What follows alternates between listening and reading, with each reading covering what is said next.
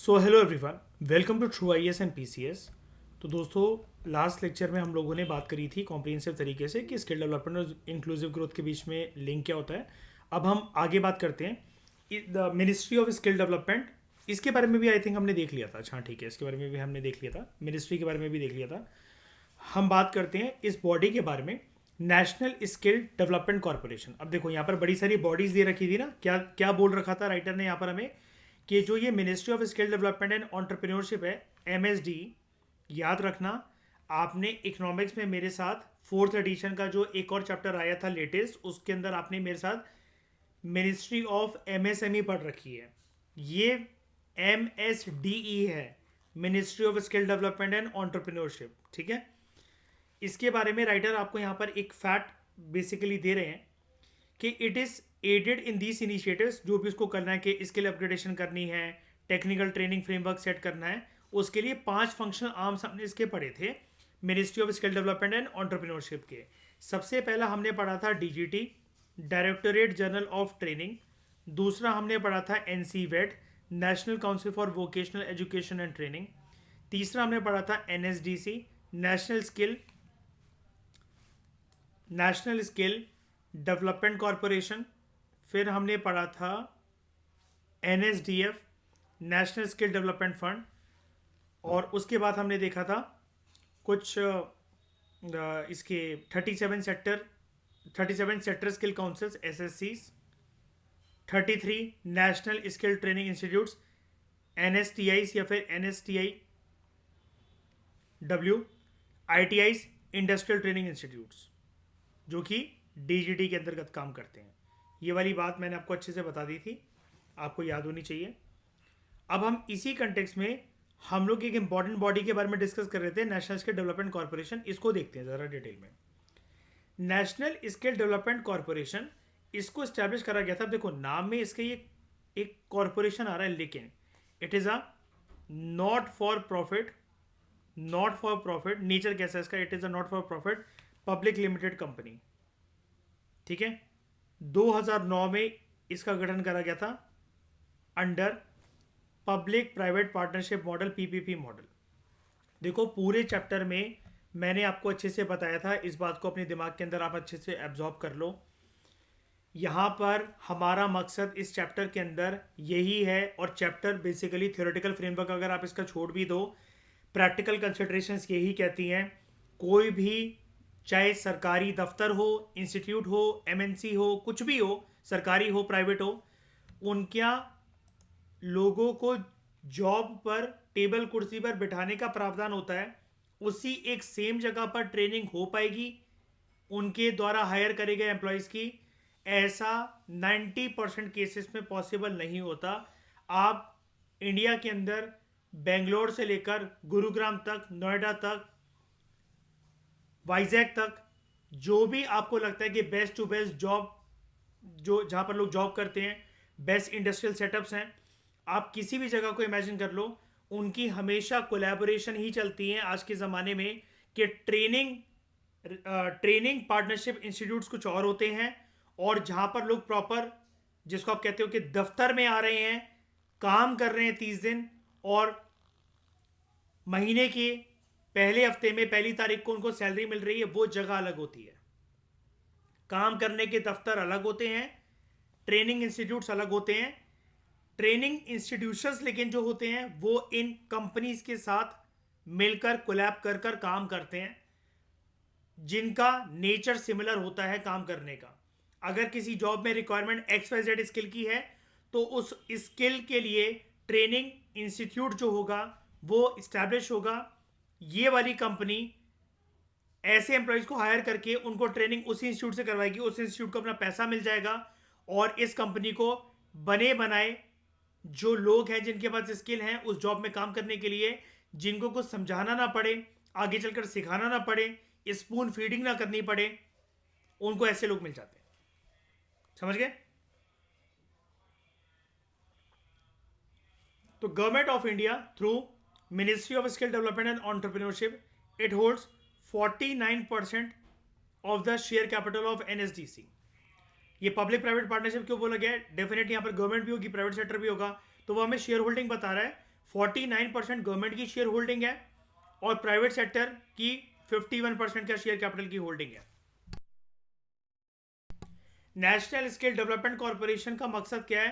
Skill development को promote करना by supporting creation of vocational institutions and funding provide करना to build scalable and profitable vocational training initiatives. ठीक है, vocation क्या होता है वैसे? What do you understand by the term vocation? क्या होता है इसका डिक्शनरी मीनिंग?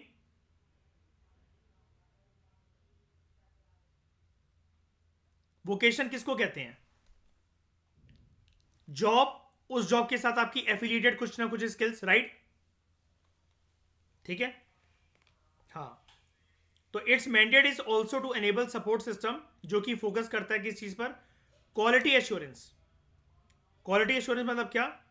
जो भी लोग काम करेंगे उनके काम के अंदर एक क्वालिटी देखने को मिलेगी, इस चीज की एश्योरेंस है। इंफॉर्मेशन सिस्टम्स एंड ट्रेन, आगे ना वही वाली बात, train the trainer academies either directly और थ्रू पार्टनरशिप्स। अब इसके लिए क्या हो सकता है?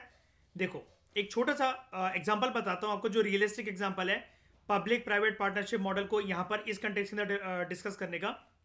सरकार की शेयर होल्डिंग और प्राइवेट सेक्टर की शेयर होल्डिंग तो आप समझ गए हो, उसकी 49% है और प्राइवेट सेक्टर की 51% है। ठीक है, इसका एग्जांपल डिस्कस करते हैं जरा कि एनएसडीसी काम कैसे करेगा। ये third point, train the trainer academies either directly और थ्रू पार्टनरशिप।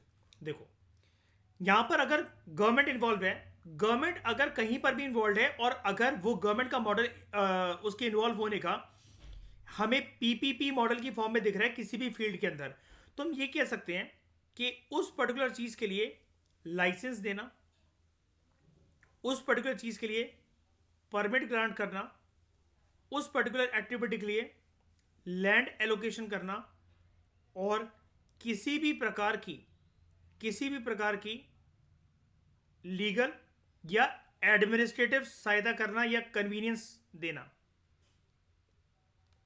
ये सब कुछ उस जगह पर गवर्नमेंट बहुत आराम से देख सकती है, ताकि जो प्राइवेट सेक्टर उसके साथ काम कर रहा है वो अपने वर्क के नेचर के अंदर एक चीज लेकर आ सके, दैट इज फ्री फ्लो। यानी कि no, utmost no, a big no for paper work and legal responsibilities, right?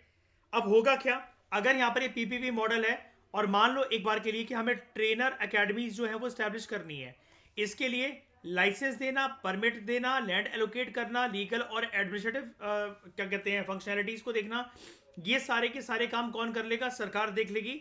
और ये जो प्राइवेट इंस्टीट्यूशंस हैं, ये best to best training academies के अंदर किस प्रकार की ट्रेनिंग होनी चाहिए, एम्प्लॉयज को कैसे ट्रेन करा जाना चाहिए, आजकल की वास्तविकता रियलिटीज क्या है जॉब में काम करने की, इनको आगे फ्यूचर कोर्स ऑफ एक्शन के लिए कैसे ट्रेन करना है, इनका काम क्या होगा, इनको कैसे सिखाना है, नई नई टेक्नोलॉजी, नए नए medium of instructions like artificial intelligence, data science, internet of things, ये सारी चीजों के लिए इनके अंदर स्किल्स जो हमें ठूस कर बननी है, ये प्राइवेट सेक्टर बहुत अच्छे से इंश्योर कर सकेगा। यानी कि इन्वेंशन और इनोवेशन आएगी प्राइवेट सेक्टर की साइड से, गवर्नमेंट जो है एक परमिशन ग्रांट करने का काम, और लीगल और एडमिनिस्ट्रेटिव जो भी हर्डल्स हैं, जो भी डिले हैं, अगर वहां पर किसी भी प्रकार का कोई ऐसा है कि एक प्राइवेट कंपनी से बिडिंग करी कि हम इंस्टीट्यूट सेटअप करना चाहते हैं, वो करना चाहते हैं, तो बेस्ट टू बेस्ट क्वालिटी के रिसर्च इंस्टीट्यूट जो है वो स्टैब्लिश हो, उसके लिए नेपोटिज्म बीच में नहीं आना चाहिए।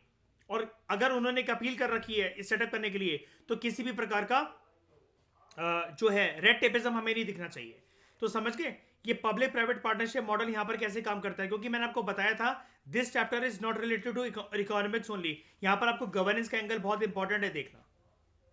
ठीक है, तो national skill development corporation it acts as a catalyst. ठीक है, कैटलिस्ट क्या होता है? कोई भी चीज, एक ऐसी चीज जो कि किसी भी रिएक्शन को फास्ट कर देता है, स्पीड बूस्टर, है ना? तो it acts as a catalyst in skill development. कैसे? फंडिंग प्रोवाइड करके उन एंटरप्राइजेस को, कंपनीज को और ऑर्गेनाइजेशंस को जो कि स्किल ट्रेनिंग प्रोवाइड करते हैं। ठीक है, अब अगर आप कहोगे इससे सरकार का कौन सा मकसद फुलफिल होता है, क्या हो जाएगा इससे? देखो, बहुत बार ऐसा होता है कि आजकल सरकार को ऐसे बेस्ट टू बेस्ट क्वालिटी के स्किल्स के लोग चाहिए जो कि कंटेम्प्ररी एडमिनिस्ट्रेटिव इनकन्वीनियंस वाली जो चीजें हैं वो उनके साथ डील कर सकें with respect to administration, with respect to governance. यानी कि वो टेक्नोलॉजी जाने, टेक्नोलॉजी को बहुत अच्छे से जाने, वो साइबर सिक्योरिटी के अंदर एक्सपर्ट होनी चाहिए। तभी तो जो सरकार है वो सरकार है आजकल सिविल सर्विस के अंदर, सर्विस के अंदर सरकार को ब्यूरोक्रेट्स पे भरोसा नहीं रह गया है। सरकार को ब्यूरोक्रेट्स पे भरोसा नहीं रह गया, जबकि पूरा का पूरा एग्जाम कंडक्ट करवाने की रिस्पॉन्सिबिलिटी तुम्हारी तरफ से आई हुई गवर्नमेंट कॉन्स्टिट्यूशनल बॉडी जो है यूपीएससी वो कंडक्ट करवाती है। तुम्हारी तरफ से स्टैब्लिश करा गया गवर्नमेंट की निगरानी में लबासना इंस्टीट्यूट, ठीक है, सरदार वल्लभ भाई नेशनल पुलिस एकेडमी, अलग अलग जो रिसर्च इंस्टीट्यूट, ये जो ट्रेनिंग इंस्टीट्यूट्स हैं, आजकल तो सबकी ज्वाइंट ट्रेनिंग होती है सबकी लबासना में, थोड़े समय के लिए अपने अपने इंस्टीट्यूशंस में जाने के बाद। वो अलग बात है कि IAS officer directly LBSNAA Mussoorie जाते हैं, उत्तराखंड जाते हैं, लेकिन खैर लबासना इंस्टीट्यूट में उनकी ट्रेनिंग में कहाँ कमी रह गई जो तुम्हें ब्यूरोक्रेट्स पे शक होने लगा है? वो इस वजह से क्योंकि लबासना की ट्रेनिंग फ्रीक्वेंट नहीं होती है। आपकी ट्रेनिंग के पूरे करियर में ना 3 फेजेस होते हैं, एंड मुझे प्रॉपर तरीके से पता नहीं है, मोदी सरकार ने शायद उसको 2 फेज कर दिए। एक तब जब 15 साल तक आप नौकरी कर लेते हो, उससे पहले आपको जस्ट आपके पीडीएफ लिस्ट में नाम आने के बाद आपको एकेडमी जाना पड़ता है अपनी। एक बार आप लबासना तब जाते हो जब आपको करियर में 12 से 15 साल हो गए होते हैं। सेक्रेटरी की सेंट्रल सेक्रेटेरिएट में प्रॉपर तरीके से पोस्टिंग होने से पहले आपको लबासना भेजा जाता है, वो आपकी होती है फेज 2 की ट्रेनिंग। फेज 3 पहले चलता था, अब मुझे नहीं पता कि अभी चलता है कि नहीं चलता है, उसको चेक कर लेना, मुझे बिल्कुल नहीं पता इस चीज के बारे में, मैंने सुना है बस ऐसा, ठीक है। लेकिन अब सरकार को जो मैं आपको बता रहा हूं कि ब्यूरोक्रेट्स पे भरोसा नहीं रह गया है, मैं यहां पर कौन से मॉडल की बात कर रहा हूं जो कि हमारे यूपीएससी के मेंस के सिलेबस का पार्ट है, और वो है, आपने शायद से ये टर्म सुना हो कहीं ना कहीं, आपने लेटरल एंट्री के बारे में सुना है? लेटरल एंट्री एक बहुत बड़ा चाटा है आईएएस ऑफिसर्स के मुंह पर, कुल मिलाकर पूरी की पूरी इंडियन ब्यूरोक्रेसी के मुंह पर। लेटरल एंट्री ऐसी कि अगर लेटरल एंट्री के तहत अगर ये डायरेक्टर्स, सेक्रेटरीज वगैरह, अभी मैं बताता हूं ये क्या होता है, अगर ऐसा कुछ प्रक्रिया होने लग गई तो लोग इंटरेस्टेड ही नहीं रहेंगे यूपीएससी एग्जाम को क्लियर करने के बाद और 5-10 साल सर्विस में रहने के बाद उसके बाद कंटिन्यू करने के लिए वो वॉलंटरी रिटायरमेंट ले लेंगे पहले। ये इसमें होता क्या है यार, आप इतनी मेहनत मुशक्कत कर करते हुए जाते हुए प्रीलिम्स मेंस इतने साल अपने आप को घिसवाते हो, रगड़ते हो, उसके बाद आप यूपीएससी क्लियर करते हो, और तब भी गारंटी नहीं होती कि आपको डिजायरेबल रैंक मिलेगी, जो भी मिलेगी, लेकिन यू आर मोर और लेस सेटिस्फाइड कि आपका पीडीएफ में नाम आ जाता है, ठीक है। अब वहीं पर अगर आप एक आईआरएस ऑफिसर हो, आप एक आईआरटीएस ऑफिसर हो, Indian railway and traffic service officer हो, आप आईआरएस कस्टम एंड एक्साइज हो, आप आईआरएस जीएसटी हो, आप आईएएस हो, आप आईपीएस हो, आप आईएफएस हो, वहां पर आपके दफ्तर में आपका जो सेक्रेटरी या जो आपका बॉस है, आपको ये पता लगे कि इस पर्सन ने कभी यूपीएससी नहीं निकाला, इसका कुछ लेना देना नहीं यूपीएससी से, सरकार ने इसको किसी ना किसी टॉप की company, Reliance, Ambani, Adani, Tata Motors, Tata powers, उसके किसी सीईओ को बुलाकर आपका बॉस बनवा दिया है। अब वो जो कहेगा वो आपको फॉलो करना पड़ेगा।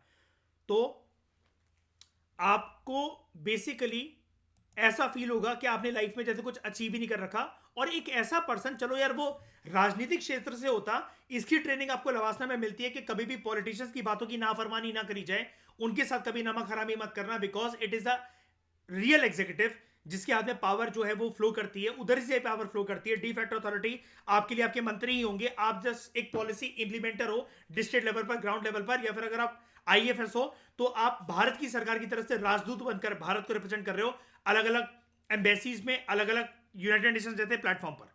लेकिन वहीं पर एक ऐसा पर्सन जिसका कुछ भी लेना देना ना हो, वो राजनीतिक क्षेत्र से ना हो, उसका कुछ यूपीएससी से लेना देना ना हो, तो आपको खुंदक मचेगी कि नहीं मचेगी? यही है लेटरल एंट्री, यही है लेटरल एंट्री। तो बताओ मुझे जरा ईशा, क्या है लेटरल एंट्री का कंसेप्ट यहां पर, और इसको ब्यूरोक्रेसी से क्यों नाराज है? क्या है ये पूरा फंडा? प्राइवेट पर्सन होते हैं, टॉप कंपनी के किसी के एक डायरेक्टर होते हैं, सीईओ होते हैं, कुछ भी होते हैं, हाँ, सरकार इनको इनवाइट करती है, सरकार इनको इनवाइट करती है कि तुम ब्यूरोक्रेसी में आओ, ठीक है, और ब्यूरोक्रेट्स के आकर बॉस बन जाओ, और ये उनको फिर इंस्ट्रक्शन देते हैं। अब सरकार क्या कहती है? दे आर द पर्सन जो कि प्राइवेट सेक्टर से आ रहे हैं, अपना एक्सपीरियंस लेकर आ रहे हैं, इनोवेशन और इन्वेंशन की बात करते हुए लेकर आ रहे हैं, ये बिल्कुल चार चांद लगा देंगे यहाँ पर क्या कहते हैं उसमें आपकी ब्यूरोक्रेसी में। मैंने जब इस टॉपिक को पहली बार प्रिपेयर करना शुरू करा था, मैंने जब इसको पहली बार देखा था, तब मैं कॉलेज के सेकेंड ईयर में था। फिर यूपीएससी की प्रिपरेशन करते हुए जब मैं 2018 में विजन में था, तब मैं बहुत सीरियस हुआ इसको लेकर, मैंने इसके नोट्स बनाए, रट्टा मारा इन सब टॉपिक्स का। तब मुझे पता लगा कि ये चीज, मैं पहले ना मोदी सरकार को ब्लेम करता था इसके लिए कि बताओ यहाँ पर भी कोई कदर ही नहीं है, मिनिमम गवर्नमेंट मैक्सिमम गवर्नेंस के नाम पर कुछ भी कर रहे हैं मोदी। लेकिन फिर मुझे पता लगा ये लेटरल एंट्री की रिकमेंडेशन, ये कोई नई रिकमेंडेशन नहीं है, ये वाली बात ना करी गई थी ऑलरेडी सेकेंड ईयर की रिपोर्ट में, सेकेंड ईआरसी जो कि इतनी पुरानी है, ठीक है, मोदी सरकार का कुछ लेना देना ही नहीं है, तब से बात हो रही है। मोदी सरकार ने तो बस उसको इंप्लीमेंट करा है। और क्या लेटरल एंट्री के तहत किसी भी प्राइवेट बॉडी के पर्सन को बुलाया गया, इन्वाइट करा गया क्या ब्यूरोक्रेसी के अंदर? अभी तक ऐसा करा है मोदी सरकार ने? कोई डिसीजन लिया ऐसा केंद्र सरकार ने? यस, करा गया, करा गया, बिल्कुल करा गया, ठीक है। लेकिन मुझे एक बात बताओ, इसमें पूरे का पूरा फेलियर 100% ब्लेम गेम लवासना के ऊपर नहीं है क्या?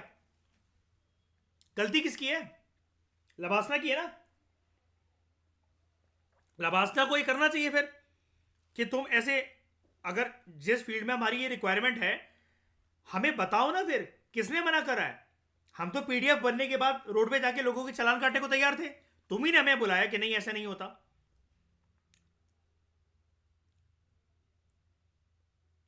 क्या हो जाए?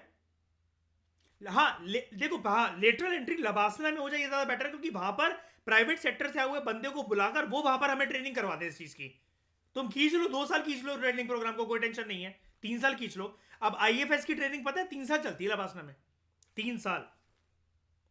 अब आप कहोगे नहीं ऐसा तो नहीं होता, पोस्टिंग हो जाती है, हमने सुना है, बिल्कुल हो जाती है, लेकिन एक एक कंट्री में थोड़े थोड़े टाइम के लिए रहने के बाद वो वापस आते हैं। अब हम सारे अगर आईएएस ऑफिसर है ना, तो सिर्फ जो आईएएस होते हैं उनको एक हफ्ते के लिए सिंगापुर लेकर जाया जाता है, और जो आईपीएस होते हैं,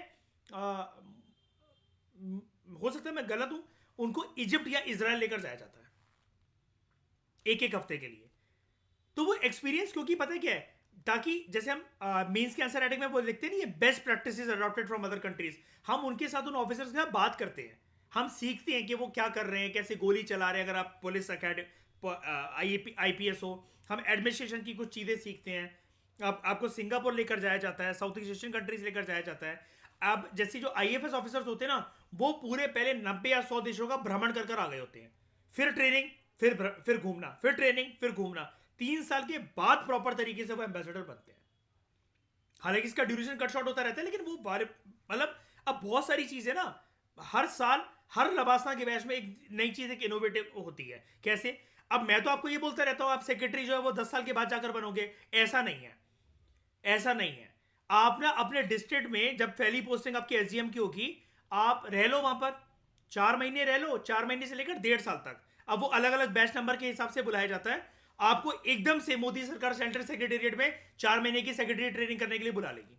अब सेक्रेटरी की ट्रेनिंग जब मोदी सरकार नहीं थी, तो उससे पहले तो रूल ये चलता था कि पहले बंदा डिस्ट्रिक्ट कलेक्टर तक रह ले, 10 साल तक अपना करियर एंजॉय कर ले डिस्ट्रिक्ट लेवल पे एज एसडीएम, एडीएम, डीएम, उसके बाद जाकर वो सेक्रेटरी बनेगा अपने लेटर ईयर्स में। लेकिन अब ये चीज है कि सेक्रेटरी की ट्रेनिंग के लिए आपको बीच में बुलाया जाता है। उससे पहले आपको लवासना का फेज 2 कंप्लीट करना पड़ता था।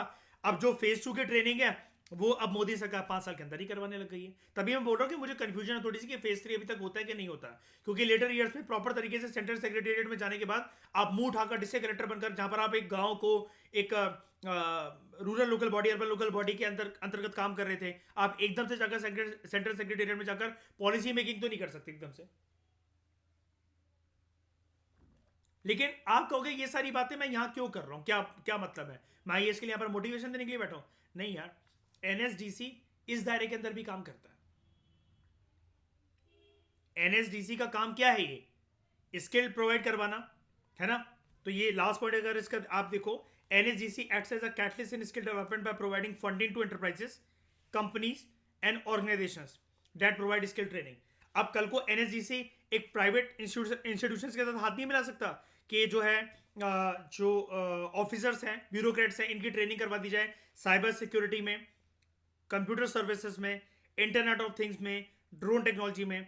लेकिन मेरा सुझाव ये है कि एनएसडीसी अपने ये वाले प्रोग्राम लबासना में लेकर क्यों नहीं आता, और लबासना में या सरकार को किसने रोका है कि वो फेज 3 तक ही ट्रेनिंग करवाएंगे? 30 फेज बना दो, हर साल ही कंपलसरी कर दो कि जाना जरूरी है। और ये तो रिकमेंडेशन भी है आपको। जैसे ना एक इनसाइट्स आई है इसका, मैंने 2018-17 में बहुत प्रैक्टिस करे, क्वेश्चन पक्का मिलेगा। लिटरल एंट्रीज के रेलेवेंस और फलाना टिकमा बहुत कुछ मिलेगा।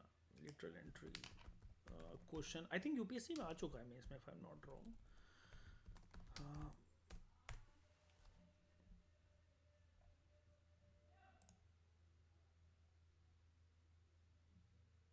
जैसे कि है लिटरल एंट्री का मुझे नहीं, मतलब आई थिंक क्वेश्चन तो यूपीएससी के मेंस पे आ चुका है, देखते हैं। लेकिन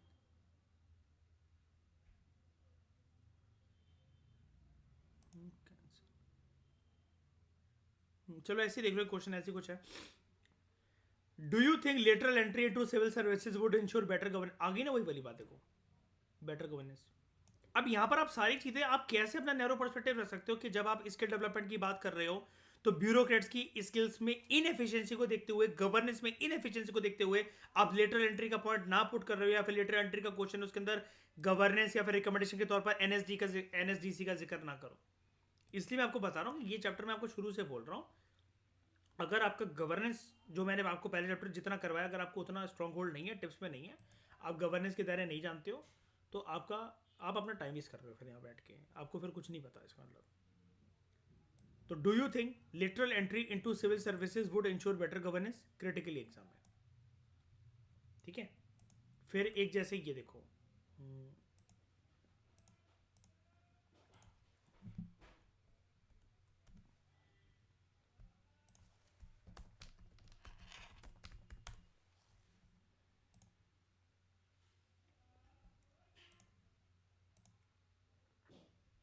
the idea of lateral entry into administrative services would energize Indian administration. What are its possible advantages and limitations? बोला ना मैंने ये।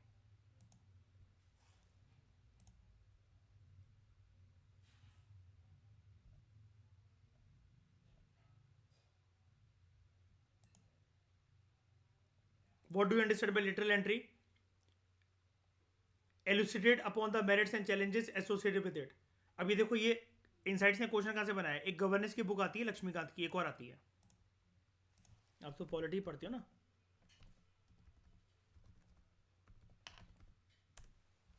एक ही वाली बुक भी आती है लक्ष्मीकांत की। ये इतनी घटिया बुक है कि अगर आप इससे गवर्नेंस करने बैठ गए ना, फैन उन्हीं चीज़ों का होना चाहिए जिसके अंदर दम हो। ये बुक तारीफ के काबिल है, लेकिन अगर आप इससे गवर्नेंस करने बैठ गए ना, हो गया आपका काम फिर तो मेंस के अंदर, ठीक है। लेकिन जो हमारी स्टडी है क्योंकि बुक है, और हम जो विजनाइज का वैल्यूडेशन मटेरियल कर रहे हैं वो बेस्ट है, वो कंप्लीट है, मतलब इसके अलावा आपको कुछ देखने की जरूरत नहीं है। बस मेन 365 या थोड़ा थोड़ा आप कहीं ना कहीं से कुछ तितर बितर करके कुछ करंट अफेयर निकाल लो, कुछ केस स्टडीज निकाल लो, वो काफ़ी होता है। तो ये आप कहोगे कि सर आगे चल करके हमारी गवर्नेंस की बुक में है क्या ये वाली चीज़ है, या फिर हम विजन आइज के मटेरियल में है लिटरल इंडिया छूट जाएगा हमसे? बिल्कुल है यार, मैंने भी तो वहीं से पढ़ा है।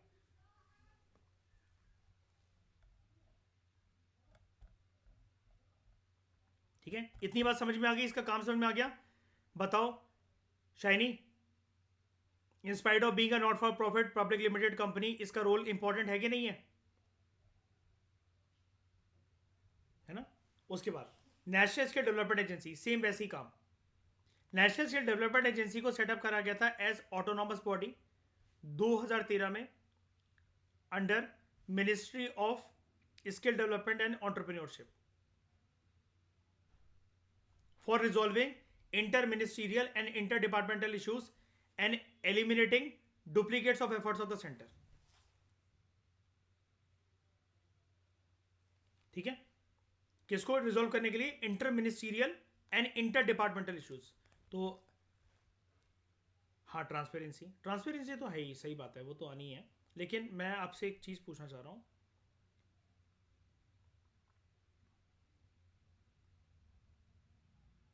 अगर एक मिनिस्ट्री का काम दूसरे मिनिस्ट्री के साथ क्लैश करता हो, मैं आपसे कुछ चीज पूछ रहा हूं गवर्नेंस रिलेटेड, ठीक है, इस तरीके के क्वेश्चंस आजकल प्रीलिम्स के अंदर आने लगे हैं, आप मुझे बताना अच्छे से, ठीक है, पूरा शांत दिमाग से।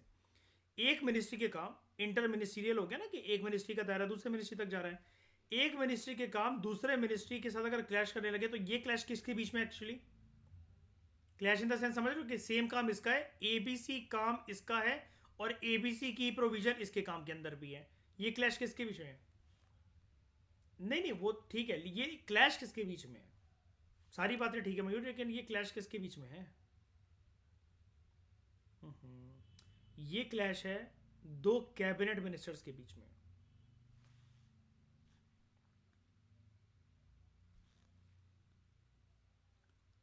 हाँ श्रेय, वो तो इश्यूज हैं, मतलब जो आप और मयूर वगैरह बता रहे हो वो इश्यूज हैं। मैं कह रहा हूँ क्लैश अगर काम जो है, ये क्लैश दो कैबिनेट मिनिस्टर्स के बीच में है। मैं आपसे कुछ और चीज़ पूछ रहा हूँ ना, जो मैं अभी तक आपको पढ़वा चुका हूँ। मैं कुछ और पूछ रहा हूँ आपसे। मैं सवाल अभी मतलब बेसिकली लक्ष्मीकांत को यहाँ पर इनकॉर्पोरेट करके कुछ और पूछना चाह रहा हूँ आपसे। क्या फिल्म्स के अंदर अगर ऐसा क्वेश्चन आएगा तो आंसर कर पाओगे कि नहीं कर पाओगे? अब ये दो मिनिस्टर्स के बीच में क्लैश हो गया। अब इनमें से श्रेया किसकी बात सुनी जाएगी, ये कौन डिसाइड करेगा? ये कौन डिसाइड? पीएम। अगर एक मिनिस्ट्री है, कोई भी एक मिनिस्ट्री का नाम देना ईशा मुझे, कोई भी आपको जो ठीक लगे। फाइनेंस मिनिस्ट्री की बात कर लेते हैं। फाइनेंस मिनिस्ट्री के कोई भी दो डिपार्टमेंट बता दो शायनी मुझे।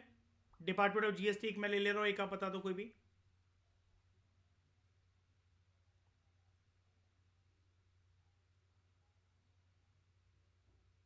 डिपार्टमेंट ऑफ कोई भी बता दो, कस्टमर एक्साइज ले लेते हैं, या कुछ और बता दो, टैक्स वाला मतलब बताओ, कोई ऐसा बता दो कुछ।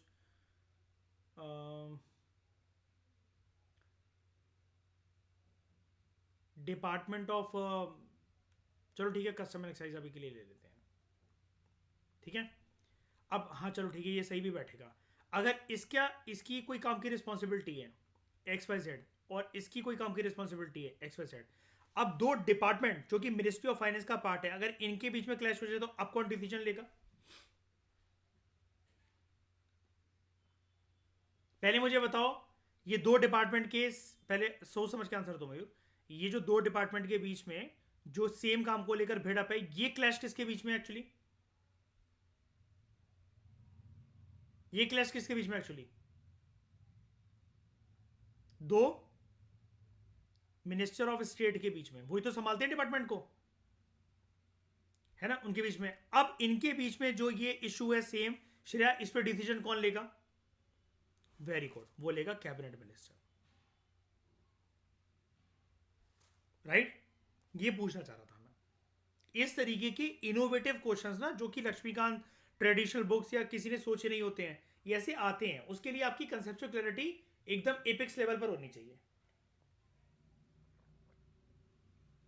मैं फिर से बोल रहा हूँ, धीरे धीरे करके चीज़ों को इंटरकनेक्ट करना स्टार्ट करो, तभी आप फायदे में रहोगे। सिर्फ चैप्टर किसी एक बुक के अंदर, उस बुक का नाम आर्ट एंड कल्चर है, तो आप उसको सिर्फ कल्चर के हिसाब से सोच रहे हो, तो यूपीएससी फिर बहुत बियॉन्ड सोच रहा है, जैसे आप नहीं सोच पा रहे हो इसका मतलब, ठीक है। कोई बात नहीं, वो चीज़ धीरे धीरे करके आती है। मेडिटेटिव माइंड से ही किसी भी चीज़ को करा करो। मैं कभी भी आपका लेक्चर स्टार्ट नहीं करता, चाहे मुझे 15 मिनट 20 मिनट एक्स्ट्रा हो जाए, जब तक मैं मेडिटेशन का एक सेशन कंप्लीट ना कर लूँ। मैं कभी आपको लिंक भेजता ही नहीं हूँ, फिर चाहे आप बुरा मान जाओ, चाहे आप लैपटॉप के सामने गधे बनकर बैठे रहो, मुझे फ़र्क नहीं पड़ता, क्योंकि मेरा मेंटल एंथुसियाज्म पहले सबसे ज़्यादा इंपॉर्टेंट है। तभी वो सारी चीज़ें मैं बहुत अच्छे से फुल एंथुसियाज्म, क्यूरियोसिटी और एनर्जी लेवल के साथ आपको डिलीवर कर पाता हूँ, ठीक है। किसी भी किताब को टच करने से पहले या किसी के भी साथ कुछ भी डिस्कशन करने से पहले मैं हमेशा एक छोटा सा मेडिटेशन का सेशन करके बैठता ही हूँ।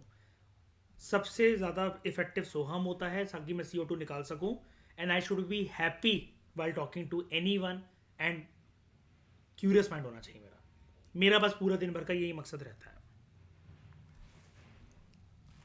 ठीक है। तो national skill development agency was set up as an autonomous body in 2013 under ministry of skill development and entrepreneurship for resolving the inter ministerial and inter departmental issues,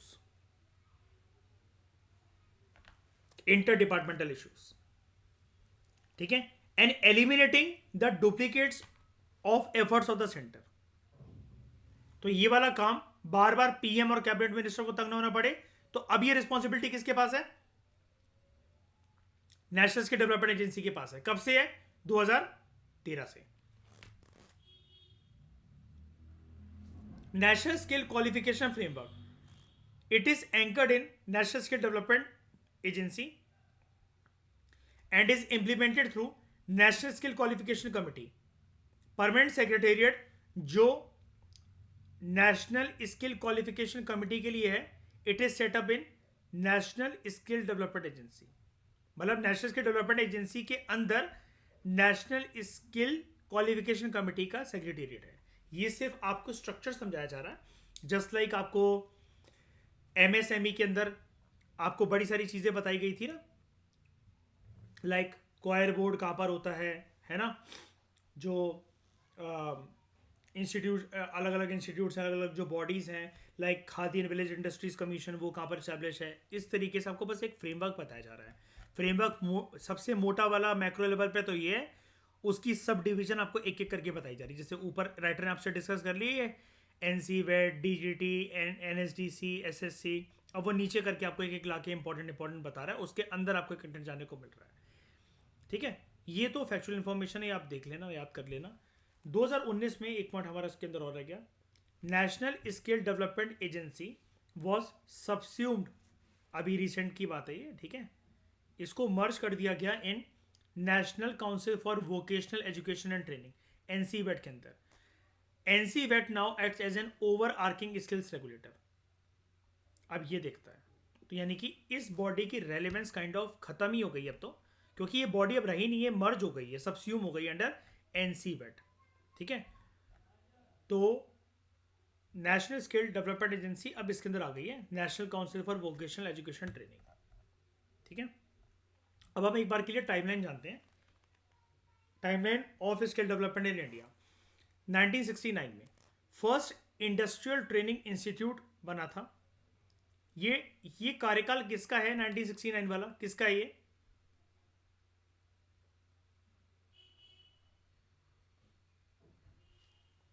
Shri Lal Bahadur Shastri Shrimati Indira Gandhi. याद है वो बीवी गिरी वाले इलेक्शंस और वो सब जो हुए थे उस टाइम का ये टाइमलाइन है। ठीक है ना? हाँ, ये देखो ना, मेरे ध्यान से देखो ना, 1969 है। ठीक है, कोई कंफ्यूजन तो नहीं ना? ठीक है। उसके बाद अगर हम बात करें 2008 में, 2008 में कौन सा घटनाक्रम हुआ था हमारे देश में सबसे दर्दनाक, सबसे खतरनाक? Economic crisis. ठीक है, और ताज अटैक कब हुए थे?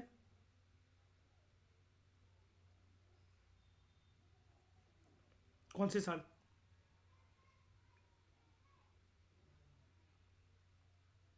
2009। ठीक है, तो national skill development corporation was established. और जब ये ताज अटैक्स हुए थे तब हम जागरूक हुए थे कौन सी सिक्योरिटी का एक नया एंगल देखने के लिए? Coastal security. वेरी गुड, पढ़ाया था ना मैंने ये वाली चीज आपको गवर्नेंस में 2009। अच्छा, 2009 first national policy on skill development, यानी कि कुल मिलाकर पहला इंडस्ट्रियल ट्रेनिंग इंस्टीट्यूट स्टैब्लिश करा गया, छोड़ो किसी काम का नहीं। National skill development corporation establish करा गया, किसी काम का नहीं। हमारे लिए काम की ये पहली नेशनल पॉलिसी आई स्किल डेवलपमेंट के ऊपर 2009 में। ठीक है, सरकार किसकी? सरकार किसकी? यहां पर भी किसका timeline? 2013 national skill qualification framework and national skill development agency were establish. किसका कार्यकाल? उसके बाद ये current government, ministry of skill development and entrepreneurship was established. National policy on skill development and entrepreneurship 2015 में आई। 2023 में नेशनल स्किल डेवलपमेंट मिशन ये आया। ये भी इंपॉर्टेंट है वाली। टारगेटेड गोल के साथ हमें यूथ में स्किल्स इनकॉर्पोरेट करनी है। 10 दिन के बाद साल 2024 आ जाएगा, है ना। और बजट 1 फरवरी का कैसा आएगा 2024-25। अगर आप देखो, अगर आप ध्यान से देखोगे ना, इस साल के बजट में गारंटी ये वाली चीज मैं आपको बता सकता हूं, गारंटी, यूथ के ऊपर अगर कोई बात ना हो ना, तो आप मुझसे कहना, मैं यूपीएससी के लिए पढ़ाना छोड़ दूंगा। सरकार के ऊपर इतना प्रेशर है, आप सोच भी नहीं सकते कि अंदरूनी बात चल क्या रही है। सरकार की अब हालत खराब हो रही है क्योंकि सिर्फ 25 साल रह गए हैं।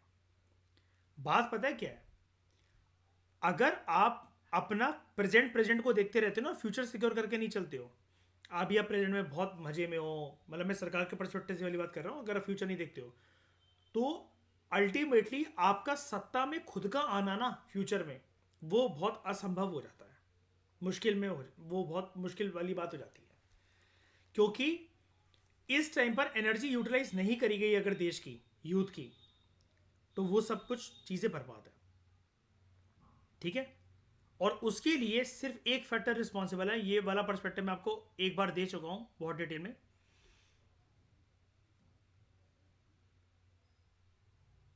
ग्लोबलाइजेशन, ग्लोबलाइजेशन मतलब, हाँ, जेंजी एक वर्ड होता है, मतलब उसके लिए वो जो आजकल की जनरेशन है, कि ये पूरी तरीके से, जैसे हम सोशियोलॉजी में डायलेमा नहीं पढ़ रहे थे मयूर, कि भारत के यूथ की या फिर आजकल की जनरेशन की दिक्कत है, हम हिंदुस्तानी रहे नहीं है, उससे आगे बढ़ गए हैं, लेकिन पूरी तरीके से वेस्टर्न भी नहीं बन पा रहे हैं, है ना। अच्छा, तो इसका वर्ड है जेंजी, ओके, हाँ, ये क्योंकि ना मैंने देखा भी हुआ है कहीं सोशियोलॉजी के, पता नहीं करंट अफेयर में देखा है, कहाँ देखा है। इसका मतलब, इसका मतलब तो चलो छोड़ो, मतलब क्या भाड़ में, इसको वो करते हैं, इसको अगर डिकोड करें, अगर हम ये कैसे, ये वाली बात मैं आपको पहले बता चुका हूँ।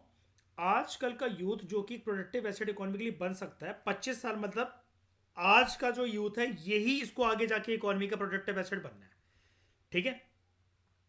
अब जो पीछे से बच्चे जो आ रहे हैं, बस एक जनरेशन उनकी और मान लो, कि वो आने वाले 2050 तक वो 25 साल के हो जाएंगे, जो 2025 तक बॉर्न होंगे, ठीक है, वो बनेंगे प्रोडक्टिव एसेट।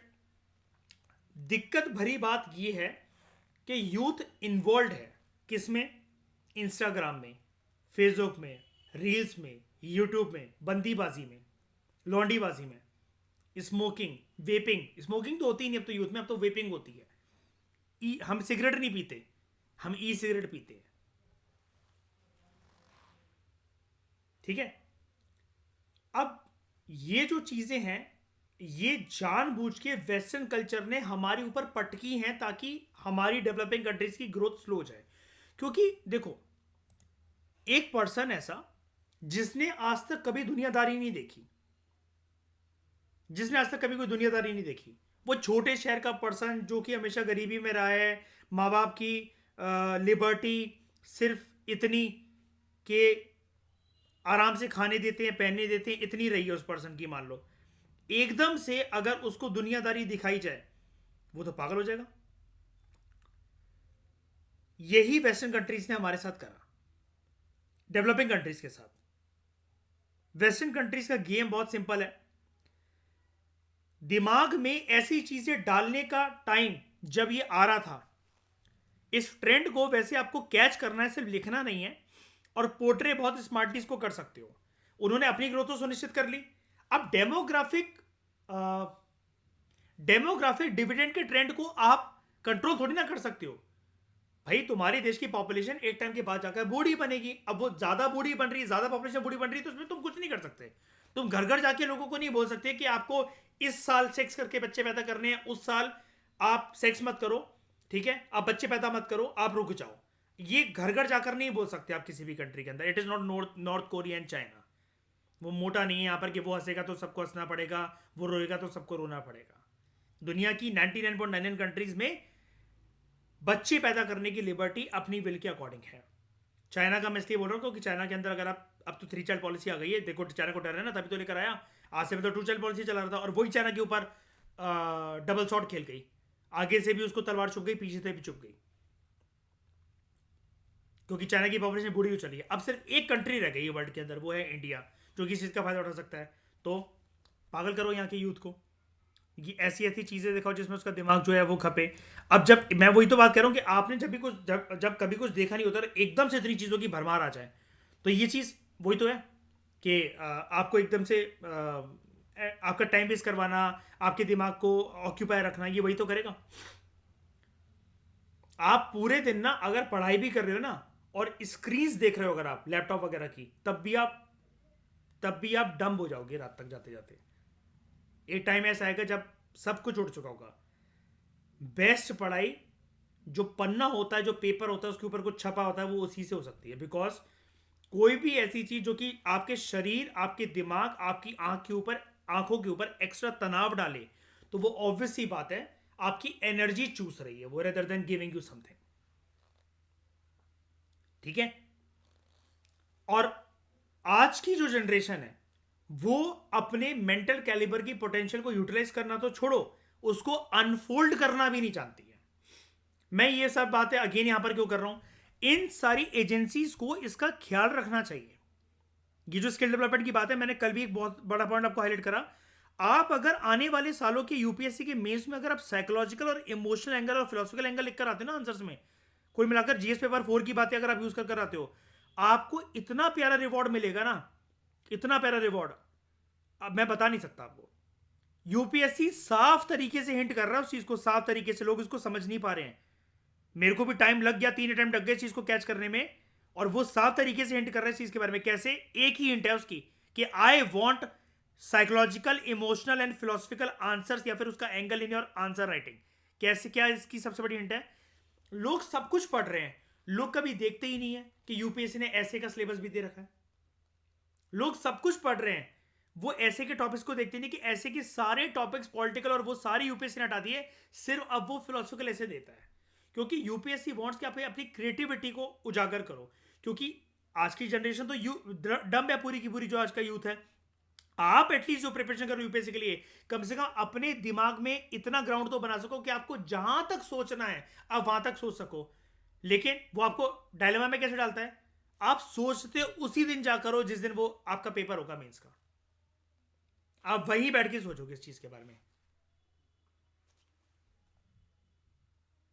अब इसका प्रूफ देता हूं मैं आपको।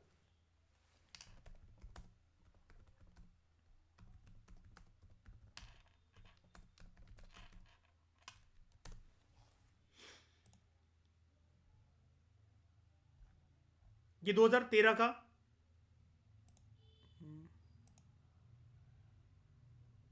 2013 का, तो सॉरी 2023 का ये मीन्स का ये पेपर है। ठीक है। सेक्शन है, सेक्शन बी। इसमें से एक ऐसे पिक करना होता है, इसमें से एक ऐसे पिक करना होता है। बता लो जरा मुझे, लो सोच लेना उस दिन कितना सोच पाओगे।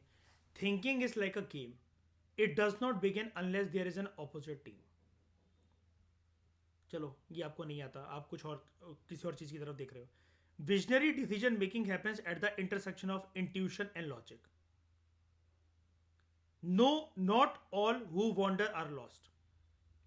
और अगर आपको लग रहा है ना हम हिंदी देखकर समझ लेंगे, लो पढ़ लो इसकी हिंदी। दूरदर्शी निर्णय तभी लिए जाते हैं जब अंतर्ज्ञान और तर्क का परस्पर मेल होता है। आप ये भी भूल जाओगे कि ये क्या लिखा हुआ है। ठीक है। Inspiration for creativity springs from the effort to look for the magical in the mundane. और देख लो, 1000 से 1200 वर्ड्स लिखने होते हैं एक ऐसे के अंदर। फिर सेक्शन बी से कोई एक ऐसे पिक करना होता है। Girls are weighted down by restrictions, boys with demands to equally harmful disciplines. Mathematics is the music of reason. A society that has more justice, is a society that needs less charity. Education is what remains after one has forgotten what one has learned in school. जो भी आपके चेहरे उतरे हुए ना, अगर आप ऐसे ऐसे को जिस दिन मेंस के अंदर देखोगे ना और पहले से आप होमवर्क करके नहीं जाओगे, तो जो चेहरे अभी आपके उतर गए ना इसको देखने के बाद ऐसे क्वेश्चंस को, और 1000 से 1200 और 2 ऐसे लिखने, ऐसे 3 घंटे का समय है, खाली पेपर आपके पास, आप पूरा पूरा स्कोप है आपके पास, जो मर्जी लिखो। लेकिन ये याद रखना बेटा कि अगर ये पेपर के अंदर कुछ भी अगर मार्क्स ऊपर नीचे हुए, जितनी मर्जी अच्छे आंसर लिख लेना, एलिलोपैथी के बारे में, सुप्रीम कोर्ट के बारे में, एग्रीकल्चर के बारे में, गवर्नेंस के बारे में, अलाउद्दीन खिलजी, कुछ भी लिख लेना, जितनी तुम्हारी पहुंच हो, जितने तुम्हारे घर में सिविल सर्वेंट्स हो, सबकी नॉलेज को ले आना। वो डिटरमाइनिंग फैक्टर है ही नहीं, पहली बात है। उसमें कितना भी अच्छा आंसर लिख लेना, मार्क्स एक हद तक ही मिलेंगे।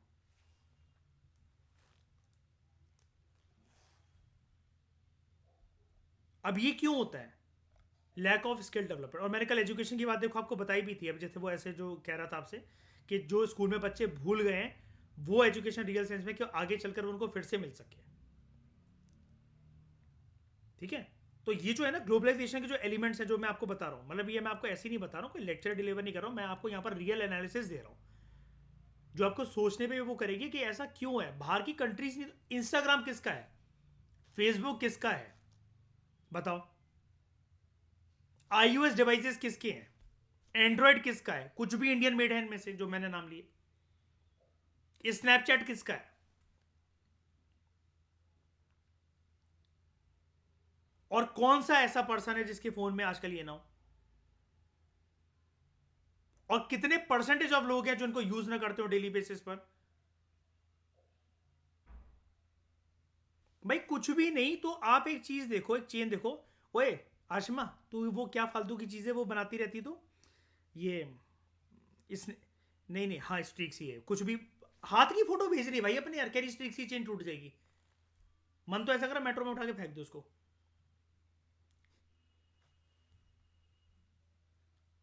ये देखो हंस रही है। मैं कहा ये क्या कर रही है, कह रही वो चेन टूट जाती है ना, आज भूल गई थी स्ट्रीक्स डालना। मैं कहा भीड़ है अभी, कोई नहीं होता ना ऐसा गायब कर देता ना मैं तेरे को कि कैमरा भी नहीं देख पाता फिर किसने मर्डर करा है। कुछ भी। अब ये चीज क्या है, ये जो ट्रेंड है, ये जो एक हाइप है, ये क्या है? ये वेस्टर्न कंट्रीज की तो दे रखी है, और ये पता है क्या है, बस ये आपका 2050 साल टाइम वेस्ट करवा रहे हैं जब तक डेमोग्राफिक डिविडेंड का फायदा इंडिया उठा सकता है। इसी चीज को तो कंट्रोल करने के लिए मैं आपको कहता हूं आप ये चीजें इनकॉर्पोरेट करके लिख कर आओ।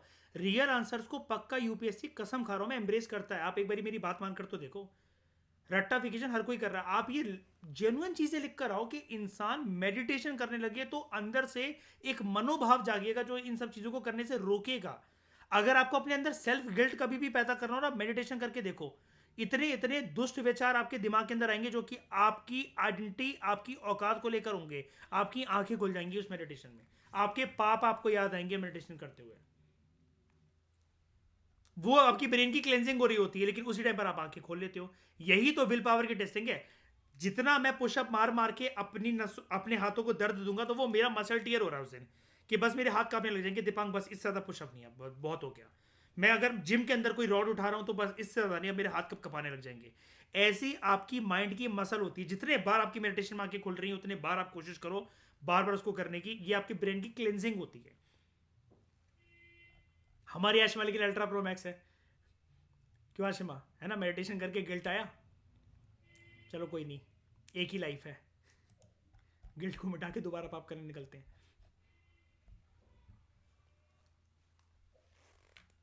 तो पॉलिसी इनिशिएटिव्स, ये वाली बातें याद रखना प्लीज, ये रियलिस्टिक बातें हैं। आप इसको लिखोगे आपको बहुत रिवॉर्ड मिलेगा, इंटरव्यू रूम में बोलोगे आपको बहुत रिवॉर्ड मिलेगा। ठीक है।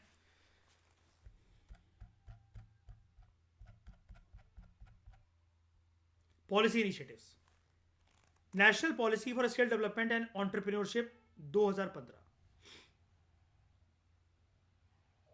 ये पॉलिसी बहुत इंपॉर्टेंट है।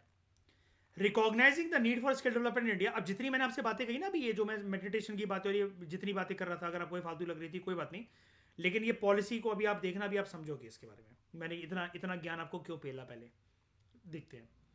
National policy for skill development entrepreneurship 2015, recognising the need for skill development in India. First national policy on skill development was formulated by ministry of labour and employment in 2009। ठीक है।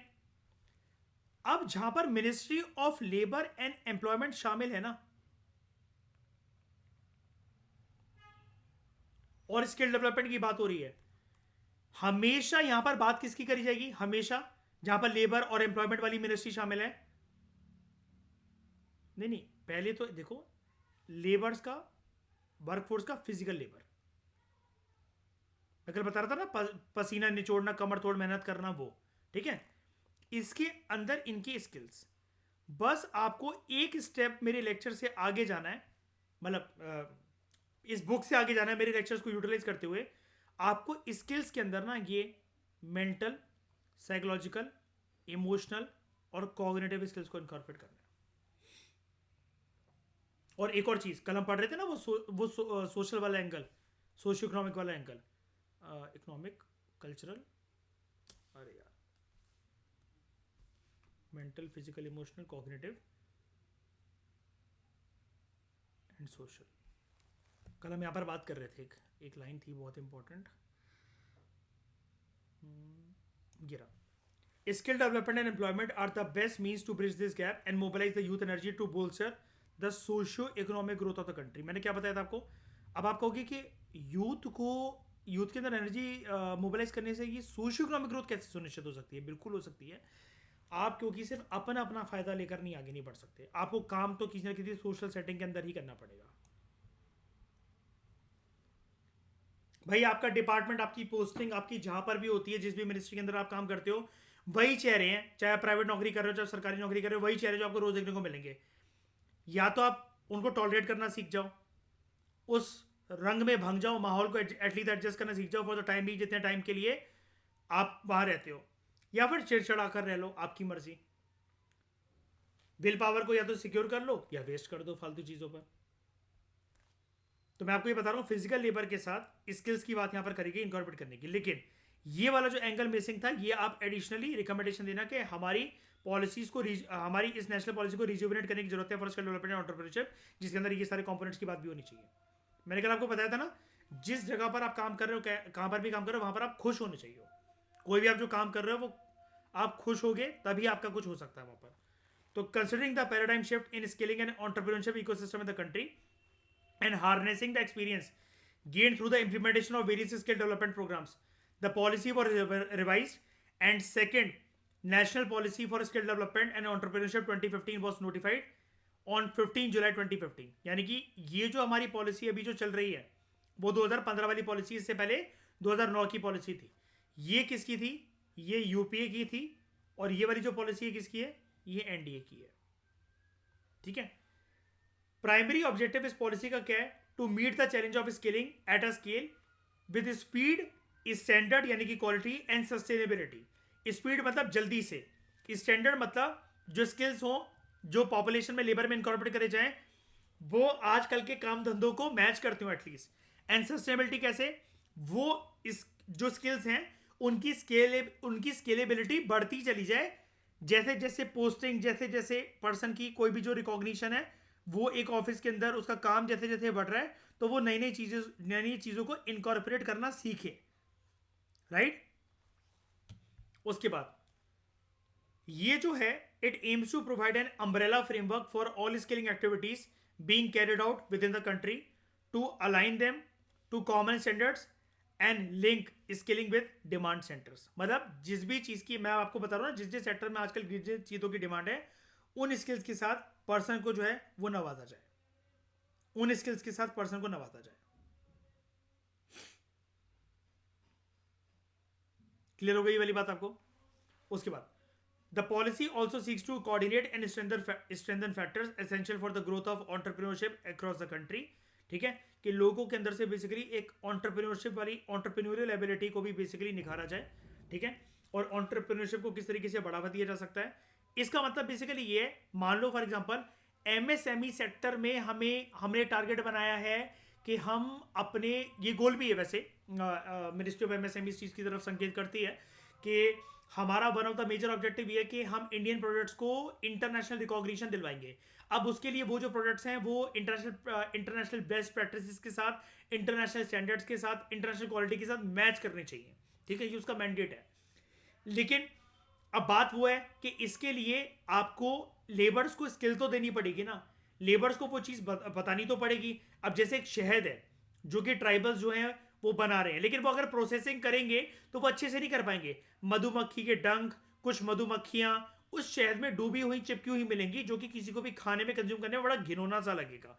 लेकिन वही उसकी अच्छे से processing करके crystal clear orange एक golden liquid में उसको कन्वर्ट करके कांच के ग्लास में, जैसे बचपन में कार्टून आता था विनी द पू, जिस तरीके से वो शहद खाता है कपड़े में अच्छे से बांध कर एक स्टिक के साथ, अगर ऐसा शहद प्रेजेंट करा जाए या उस हनी की एक ब्रिक काइंड ऑफ आम पापड़ की तरह अगर प्रेजेंट करी जाए और उसके ऊपर एक ब्रांडिंग हो, बहुत अच्छे डब्बे में पैक हो, तो बस उसकी वर्थ जो होती है, उसका जो प्राइस टैग होता है वो बढ़ जाएगा। ठीक है। तो इस प्रकार से ऑन्टरप्रेन्योरशिप को बढ़ावा कैसे मिलेगा कि जब हम जो एम्प्लॉयज हैं उसके अंदर इन स्किल्स इनकॉर्पोरेट करेंगे, तो जो फैक्ट्रीज हैं, फर्म्स हैं, इंडस्ट्रीज हैं, उनकी ग्रोथ ऐसे सुनिश्चित होगी कि उनको अपना टाइम खोटी नहीं करना पड़ेगा एम्प्लॉयज को इस प्रकार की स्किल्स सिखाकर या उनको केपेबल या काबिल बनाकर। वो काबिलियत ऑलरेडी गेन कर कर आएंगे और वो काबिलियत के लिए हो सकता है कि उनकी ऑन द जॉब ट्रेनिंग उस जगह पर ना हो जहां पर वो वर्किंग सेटअप हो, लेकिन उस जगह पर किसी और जगह पर हो जाए जहां पर एक पब्लिक प्राइवेट पार्टनरशिप कर जो ट्रेनिंग एकेडमीज हैं वहां स्टैब्लिश कर ये जो कंपनीज हैं उनके साथ पार्टनरशिप कर अपने एम्प्लॉयज को ट्रेन करवा रही है। To achieve the declared vision national policy for skill development and entrepreneurship 2015, it has 4 thrust areas. एक तो addressing key obstacles to skilling including low aspirational value, lack of integration with formal education, lack of focus on outcomes, low quality of training infrastructure and trainers. ये जो की obstacles हैं कि लोग जो employees हैं, जो यूथ हैं, जो वर्किंग एज पॉपुलेशन है, वो जब भी स्कूल में होते हैं, कॉलेजेस में होते हैं, तो उनकी उनकी स्किलिंग क्यों नहीं हो पाती है, उन ऑब्स्टेकल्स को रिमूव करना। To align supply and demand for skills by bridging existing skills gap, promoting industry engagement, operationalizing a quality assurance framework, leveraging technology and promoting greater opportunities for apprenticeship training.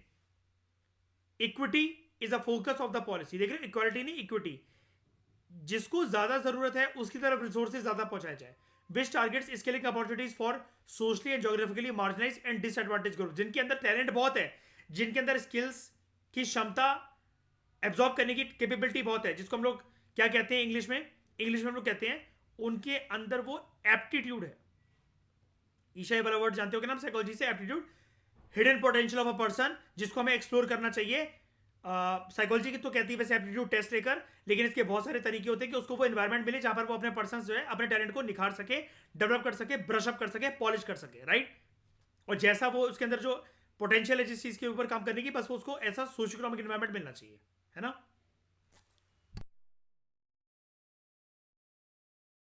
Skill development and entrepreneurship programmes for women, ताकि इनको भी empower करा जा सके।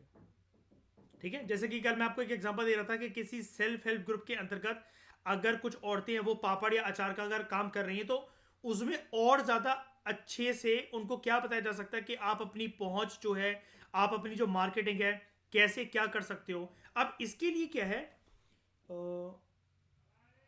Let me check, मेरे पास कोई Amazon का डब्बा पड़ा है क्या? नहीं, अमेजन का कोई डब्बा तो नहीं है अभी मेरे पास। आप में से कुछ लोग अगर अमेजन की डिलीवरी करवाते होगे तो आपने ये शायद से फोटो देखी हो अमेजन के डब्बे पर, Amazon box with women stories, yes. इस प्रकार के डब्बे आपने आजकल रिसीव करे होंगे। आपको पता है ना, आप अमेजन पे जाकर अपने कोई से भी प्रोडक्ट को बेचने के लिए अपने आप को रजिस्टर करवा सकते हो। इसके लिए लेकिन एक बुराई चलती है, मैं इसके बियॉन्ड गया इसकी तहकीकात करने, और एक एडिटोरियल मिला था मुझे अभी कुछ महीने पहले था हिंदू का, मैंने उसको पढ़ा और दिमाग चौकन्ना मेरा रह गया। इसमें भी एक बहुत बुरी चीज़ चल रही है, वो ये चल रही है, एक एडिटोरियल आया था इसके ऊपर, मेरे को अगर कभी दोबारा मिला मैं आपको सेंड करूंगा। देखो यहां पर क्या है कि जो अमेजन है वो जो चीज़ें जो दिखा रहा है या कुछ भी जो है, आप हमेशा जब भी किसी चीज़ को सर्च करते हो, ध्यान से समझना मैं क्या बता रहा हूँ, आप जब भी किसी चीज़ को अमेजन पे जैसे सर्च करते हो, जैसे मतलब मान लो मैं आपको एक चीज़ बताता हूँ,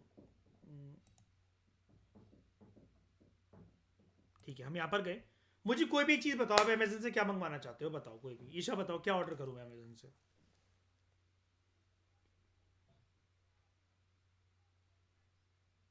अरे बाप रे, ट्रैक सूट किसके लिए, औरतों के लिए, बच्चों के लिए, किसके लिए, विमेन के लिए,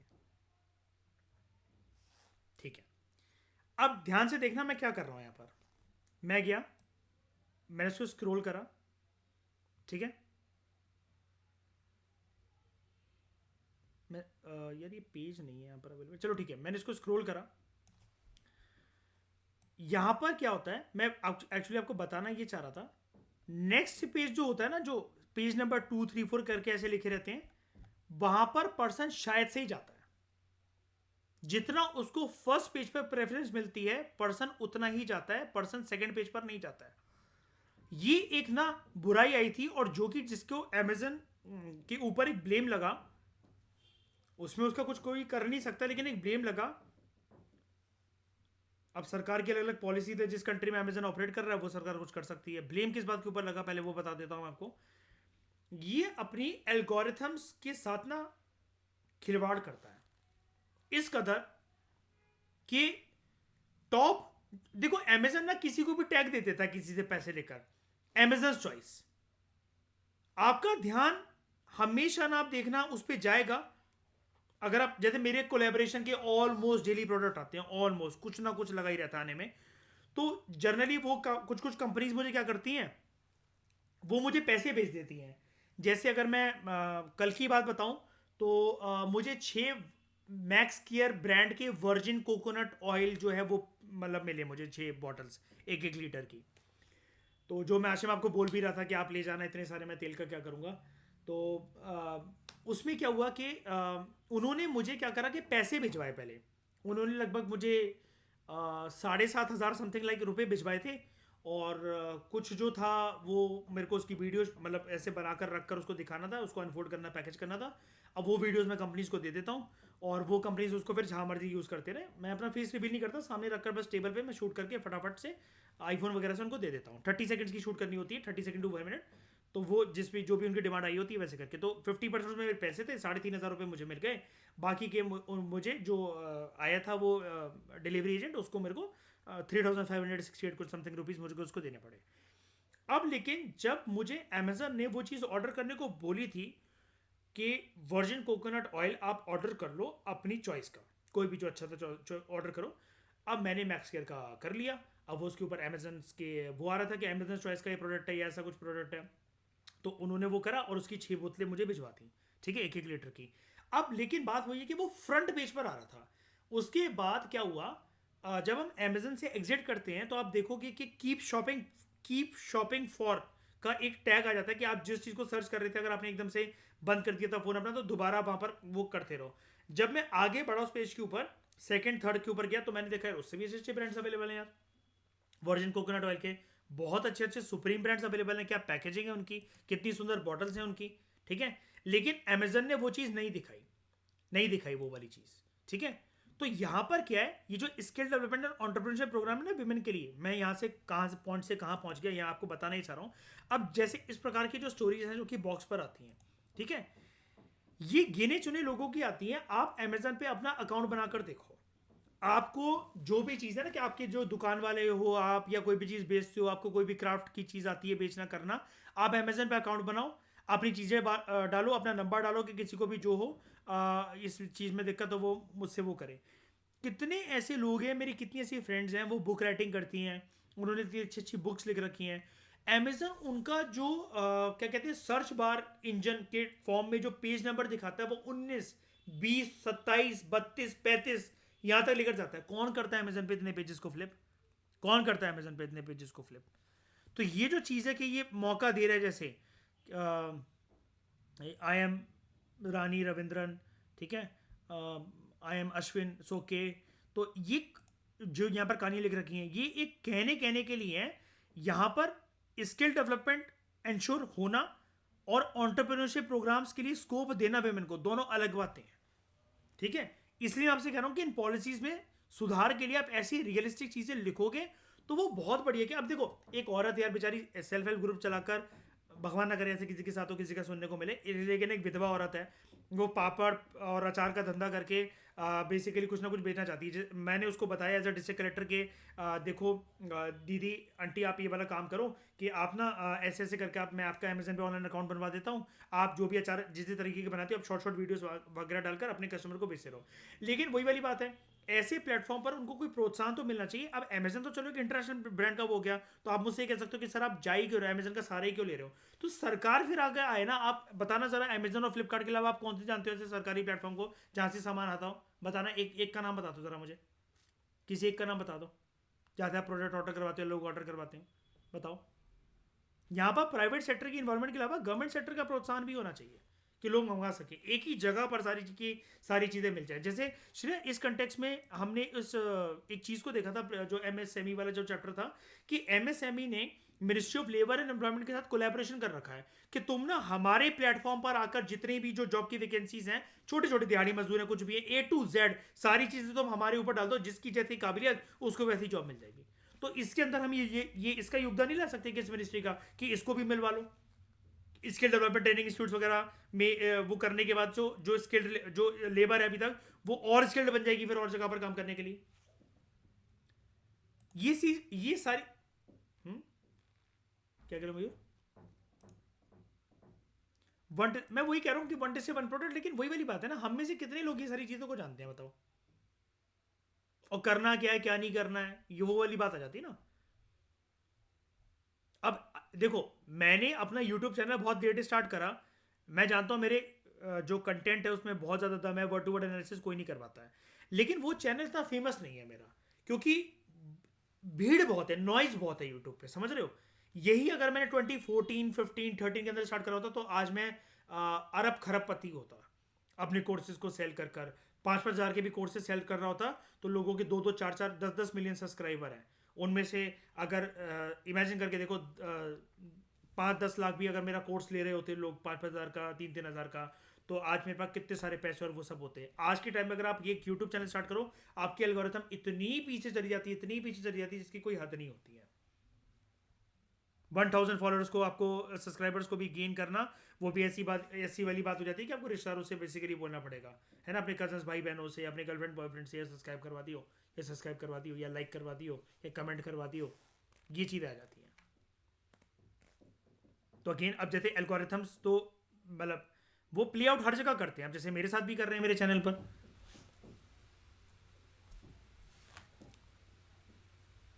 तो in the entrepreneurship domain, policy seeks to connect entrepreneurs to mentors, incubators and credit markets, foster innovation and entrepreneurial culture, improve ease of doing business and promote a focus on social entrepreneurship. अब देखो ना, ये वाली बात आ गई, इसलिए मैं आपसे कह रहा हूँ कि आपको सोशियो इकोनॉमिक एंगल लिखना पड़ेगा, सोशल एंटरप्रेन्योरशिप, ठीक है। इसका मतलब थोड़ा सा बड़ा होता है, मतलब थोड़ा सा एक वाइड रेंजिंग मतलब होता है इसका मतलब ये होता है कि अगर कोई कंपनी, इंडस्ट्री प्रॉफिट मेकिंग के लिए अगर काम कर रही है, कुछ भी काम कर रही है, वो सोसाइटी का भी बेसिकली सोचकर चले। जैसे एक कॉर्पोरेट वर्ल्ड में एक टर्म यूज होता है श्रेया, है ना, आप उससे फैमिलियर हो, आपने मुझे एक बार बताया भी था, CSR, है ना, कॉर्पोरेट सोशल रिस्पॉन्सिबिलिटी। तो क्या वो सोशल एंटरप्रेन्योरशिप नहीं हुआ एक तरीके से? इसकी मीनिंग काफ़ी सारे, मतलब मैं एक एस्पेक्ट की बात कर रहा हूँ कि आपको इन्वायरमेंट का या सोसाइटी में कंट्रीब्यूशन का, उसका भी तो ध्यान रखना है ना, कि आप कितनी चीज़ों का नुकसान कर रहे हो, उसके लिए कंपनसेशन कितनी दोगे, ठीक है। और एस ऑफ डूइंग बिजनेस कैसे? जैसे अगर हम श्रेया उसी को पकड़ लें, MSME वाले चैप्टर को, तो उसके अंदर जो उद्यम रजिस्ट्रेशन है, वो एक पेपरलेस ऑनलाइन काम एस ऑफ डूइंग बिजनेस को प्रमोट करने का काम करता है कि नहीं करता है ना, जिसके अंतर्गत अपनी MSMEs को हमें रजिस्टर करवाना पड़ता है, क्यों शाइनी, है ना ऐसा। तो range of initiatives have been taken by government to meet the objectives of the policy. These include Pradhan Mantri Kaushal Vikas Yojana, setting up of sector skill councils, skill acquisition and knowledge awareness for livelihood promotion, Sankalp, Strive, Skill India portal, among others. फिर ये जो mission है इसकी बात करते हैं। National skill development mission was announce in the budget 2015-16 and was officially launch in 2015 on the occasion of world youth skill day. आप इस बार बजट के अंदर और इकोनॉमिक सर्वे के अंदर देखना, आप इसी बार वो हुआ था ना, 26 जनवरी को हमारे देश को 75 साल पूरे हो गए थे, आजादी का अमृत महोत्सव इसी साल मनाया था ना हमने,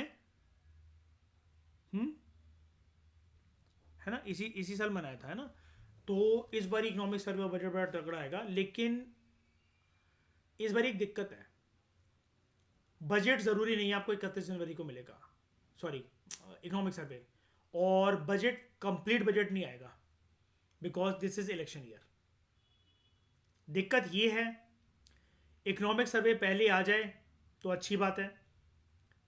अगर वो बाद में आया प्रीलिम्स के बाद और आपका प्रीलिम्स हो गया, तो आप एक काम ये तो ये कर सकते हो, मेंस और प्रीलिम्स की सारी पेपर की तैयारी पहले से ही करके रखो, फिर सिर्फ आप ये इकोनॉमिक सर्वे वगैरह पढ़ने का टाइम दो। उसमें दिक्कत वाली बात ये कि आपके पास समय जितना कम होता है, और अगर इकोनॉमिक सर्वे के 2 वॉल्यूम आ गए तो आपका बहुत ज़्यादा टाइम जाएगा फिर इकोनॉमिक सर्वे को लर्न करने में, उसको एनालाइज करने में, उसको फिर रीड करने में, रिवाइज करने में, क्योंकि उसके डेटा को तो कोड आपको करना ही पड़ेगा। आप सारे जीएस पेपर को अवॉइड कर सकते हो, लेकिन जीएस पेपर 3 जहाँ पर इकोनॉमिक्स और एग्रीकल्चर है, वहां पर तो आपको पटकना ही पड़ेगा डेटा। क्वेश्चन भी बनेंगे फिर इकोनॉमिक सर्वे की चैप्टर से। तो mission has been developed to create convergence across sectors and states and expedite the skill training activities. The mission has a tiered, high powered decision making structure. Governing council chaired by PM, सबसे top पर ये।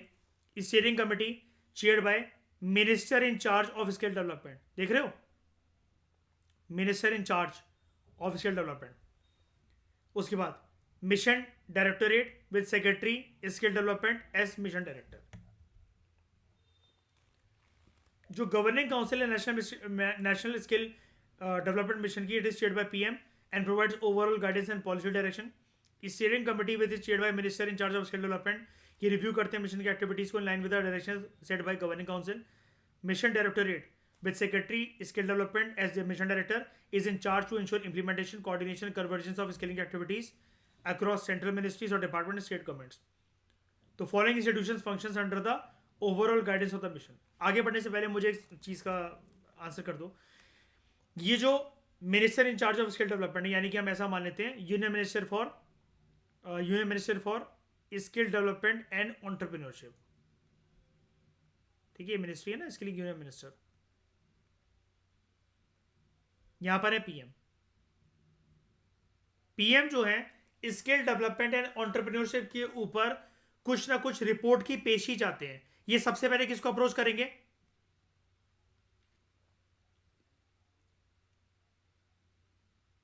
इसी union minister को, ये cabinet minister ही तो है skill development and entrepreneurship वाले को, जिसके अंदर ये मिनिस्ट्री आती है, राइट? इसको अप्रोच करेंगे, यानी कि ये पर्सन कैबिनेट की मीटिंग्स में बैठेगा,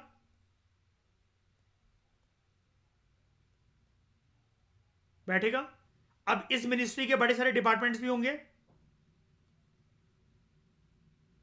उधर उसको कौन संभालता है? Minister of state. अगर इस union minister for skill development and entrepreneurship को कोई एडिशनल इंफॉर्मेशन चाहिए जो कि पीएम के लिए अभी जाना इंपॉर्टेंट है, ये इस कैबिनेट मीटिंग में इसको बुला सकता है मिनिस्टर ऑफ स्टेट को, या फिर ये मिनिस्टर ऑफ स्टेट वैसे ही जाकर बैठ सकता है कि कैबिनेट मीटिंग में?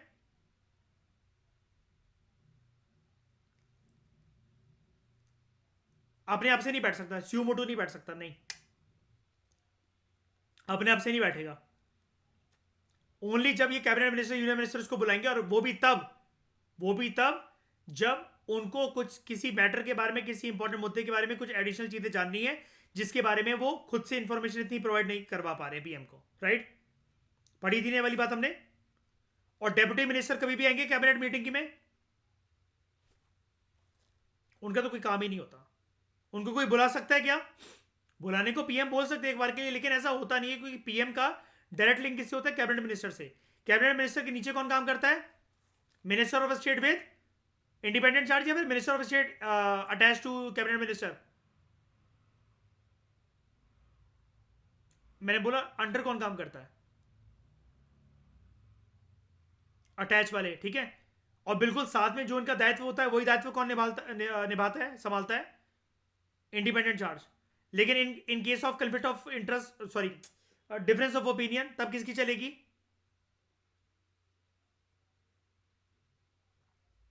तब किसकी? हाँ, कैबिनेट मिनिस्टर की चलेगी। और नीचे जो ग्राउंड लेवल के जो काम होते हैं, उनको कौन से मिनिस्टर संभालते हैं?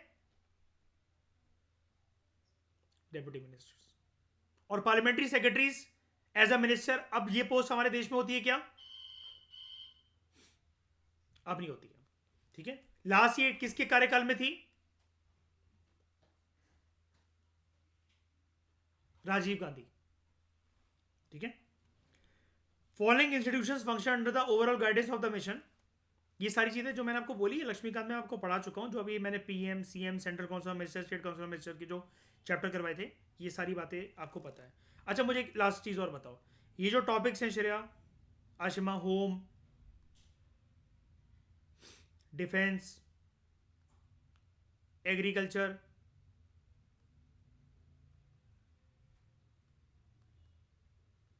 अगर ये यूनियन गवर्नमेंट के अंदर हो तो हम इनको क्या बोलते हैं? अगर ये यूनियन गवर्नमेंट के, क्या बोलते हैं? मिनिस्ट्री। और श्रेया, अगर ये स्टेट गवर्नमेंट के अंतर्गत हो तो? Very good, department. हाँ हाँ, डिपार्टमेंट बोलते हैं, वहाँ मिनिस्ट्री नहीं बोलते। ठीक है, कह रहे नहीं नहीं। हाँ, स्टेट गवर्नमेंट के परस्पेक्टिव से ही बता रहा हूँ, ये जो जितने टॉपिक्स होते हैं, जैसे उधर home ministry, home defence ministry, agriculture ministry नहीं बोलते, उधर डिपार्टमेंट बोलते हैं। मिनिस्ट्री टर्म क्योंकि किसके लिए रिजर्व है श्रेया, ये ईशा, सिर्फ यूनियन के लिए, सेंटर के लिए। National skill development agency NSDA, national skill development corporation NSDC, and directorate general of training DGT. DJT advises on training policies, train instructors, provides technical support, runs women-centric training institutes apart from maintaining the skilled training structures of advanced training institutes, regional vocational training institutes, and such other institutes.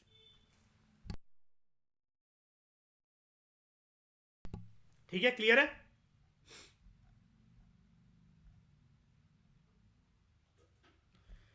इस discussion में दोस्तों फिलहाल इतना ही। Thank you very much for discussion.